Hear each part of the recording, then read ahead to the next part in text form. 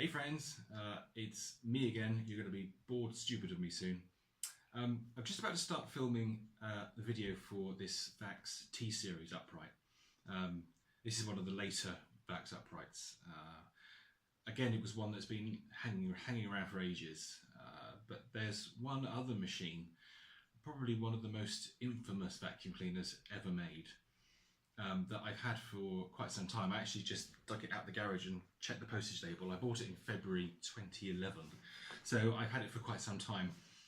It's still in its original box, it's all packed up and everything. So what I thought I'd do is I'd do like a trilogy set of videos on it. So the first one will be to talk about it, take it out of the box, put it together.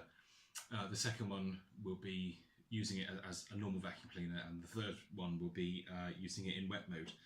God help me, it's going to be a long set of videos to record and edit. The reason I thought of it, two things. Number one, obviously I found this T-series out. And the other thing was that my lovely friend Dorian, God bless him, hi Dor, love you. He got a George for Christmas and he's done a video on that. Check him out on his channel, he's Hooverlux. So it's like two things came together in my mind, VAX upright and carpet washing, and I thought, oh, I know what I've got in the garage. So you can probably guess what it is.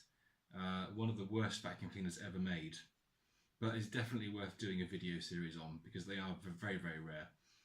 I'll cut away now and show you the box, but until then, until those videos are filmed and uploaded to YouTube, enjoy the video on the VAX T1300, and I'll see you soon.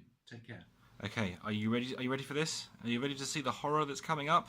Oh, God help me. 1, 2, 3. Ba ba bam! Ah! God help us all!